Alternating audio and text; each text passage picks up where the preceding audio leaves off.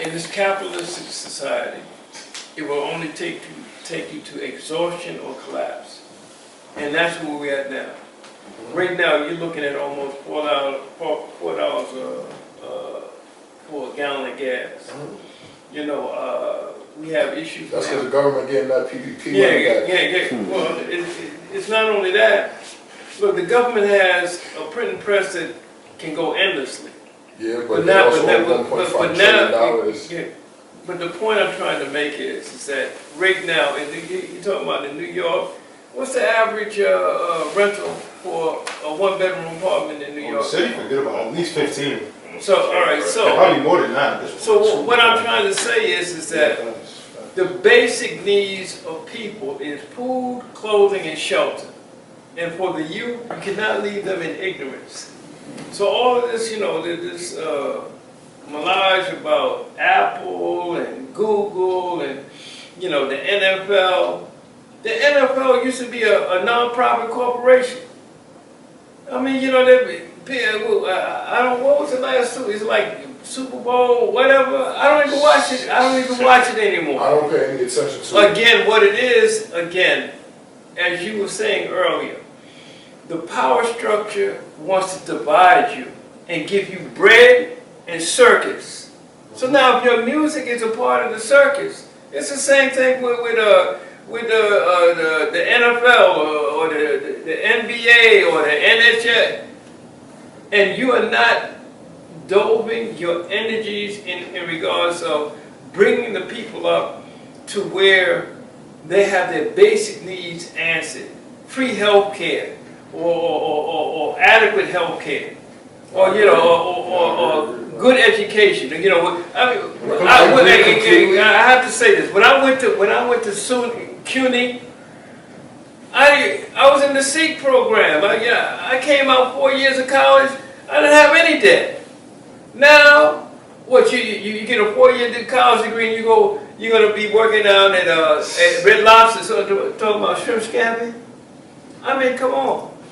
That's the thing. Those things too. All right. So what I'm trying to say to you is that this music aspect that you're delving into, you have to have a more social development in regards of whatever that you're propagating.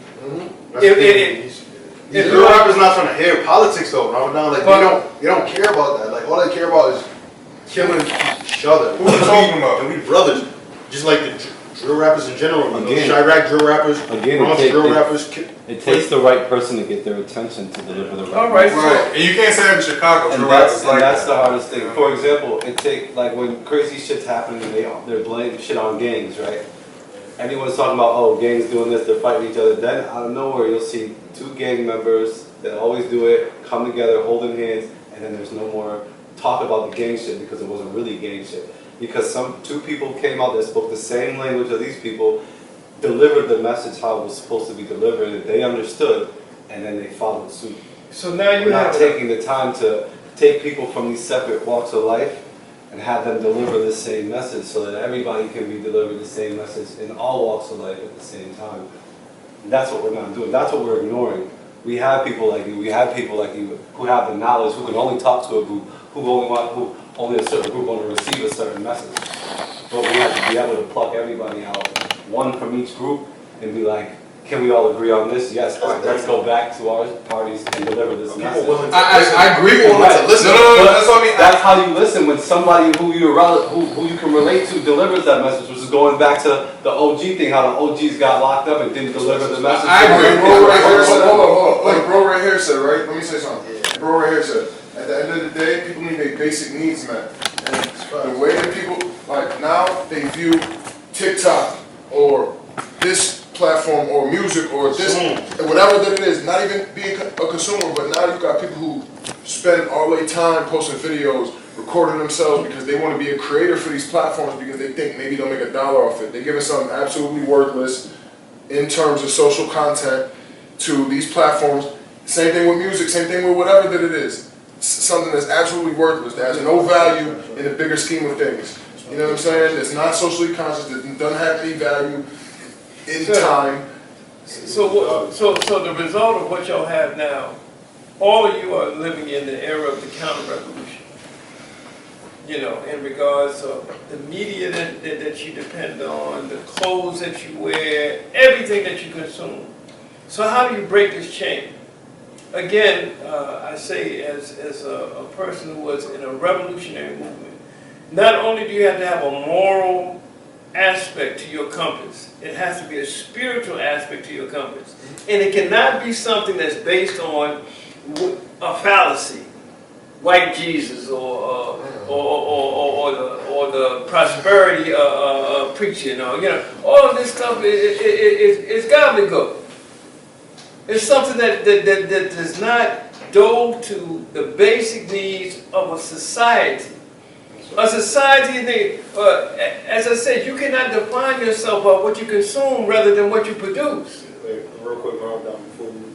Link, what was you gonna say?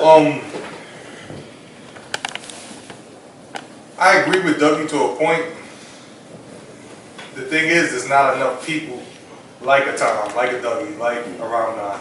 There's not enough that could give this knowledge. But that's not what it's about. Hold on. And no, Tom, I'm gonna disagree with you on that. It should be about that. Because people like you could help change people, but there's not enough of you. But I'm gonna let you rebuttal with that for a second. I feel like the youth is lost. Yeah, facts. Plain and simple. I don't see no change coming. And I hate to be the Debbie Downer, but I'm a realist. I mean, this is just repeating cycles over and over and over and over again. We're just repeating the same thing, just with a new year and new technology. That's it. I feel like what I could do personally is just be a good human being, treat my fellow man and woman with decency, be kind to everyone, and move on with my life. I just feel like that people are going to change when they want to change. And it has to come from within. You have to decide that you want to change. Ramadan can sit me down, preach all these good words, Tom can give me all this good knowledge, but if I cannot take the first step into changing, what they're saying is in vain. Right. Until people decide to change within them, until dudes decide one day to put the guns down, you know what I mean? That's what it's going to take, you know? Because, like, dare I say, it's almost like, I don't want to say wasted energy, but the drill music's not going to change. These kids in the Bronx or Wild are not going to change. These kids in Chicago are not going to change. It's just a sad reality. It's not. But there's nothing wrong with trying, you know? But just be real to understand that this is a marathon. It's not a sprint. You know what I'm saying? And I always felt with our people, black people and people of color, I always felt that we're our own worst enemies. Yes, you can blame white supremacy. Yes, you can blame the structures. Yes, you can blame the ghettos and all that. But when does it come to a point that you realize that, you know, I have faith with my own destiny? You know what I'm saying? Like, I control this, you know? When am I gonna take the step to make myself a better person? Tom did it, Dougie did it, I did it, you did it. It was self. Yeah, we had people talk to us, but at the end of the day, self. I know Tom for almost about 10 years. I know him when he was big time, literally big time. Mm-hmm. Now my man's one of the most healthiest people I know. But he decided to make a difference. It was him. I know you almost 20 years, bro. 2006. 15. It's like 15, 16. I met you in 2006 when I first moved up here. So Well, we almost near 20. You're right. We're more than 10 years. He knows. half my life I know you. Right. You know what I'm saying? True. I seen Dougie become a great producer. I remember when he first started. And now he's doing his thing. I seen Super Bowl. You know what I'm saying? But it was also self that got them there. They decided to take that first step. Well, I want to say, with me, it started with confrontation. It started with, you know, butting heads with people. You know what I mean? Like, when it came to knowing my role and knowing what my job is, people had to tell me that. Like Kamel, me and him argued before I ended up agreeing with him. Yeah, Soup don't wear pants. I'll never forget that. Him and people around him helped to, I'm not going to say what. I want to respond to what he said earlier, but I also want to respond to what he had said, because when we talk about the NFL and things of that nature, the reason that I'm pointing that out, right? In this time and in this existence where we at, the only way that the shift is going to happen is for, when I talk about what I'm talking about, I'm looking at not just liberation for here in America, but liberation for the country that is the motherland, you know what I'm saying? And how they can secure themselves. And like you said, I looked it up, it's 54 countries in Africa. I said 47 at first. It was close though. But at the end of the day, like, truly what the goal is African liberation. You know what I'm saying? It's not about, and the only way to get it is to support that, because you see how people from India, they come here to this country, they run up a bag. Where does that money go? They don't clean these neighborhoods up. They don't put any money into these buildings. They send that money back home. Chinese do it. Koreans do it. Every different Asian group does it. They get their money and they send it home. We so disenfranchised from home that we don't know the basis of where we from. We don't know. They didn't have roles for us. They didn't say, oh, you come from here. This has been a deviant operation from the get-go. You know what I mean? From the base of it. And when we talk about spirituality, I have a deep spirituality. You know what I'm saying? I have family who's Igbo, I have family who's even in East Africa, who's black Christian, like, and even black Hebrew, family black Jewish, they Jewish and black, you know what I'm saying? Like, in different places. So, to look at the mentality of what it is that's happening right now is something that I believe that everything happens for a reason, right? And what was happening in the 60s and the 70s isn't what's happening right now. And we came a certain way, and we came as far as we could then, and then a push stopped, things happened, and now we enter in another push, you know what I mean?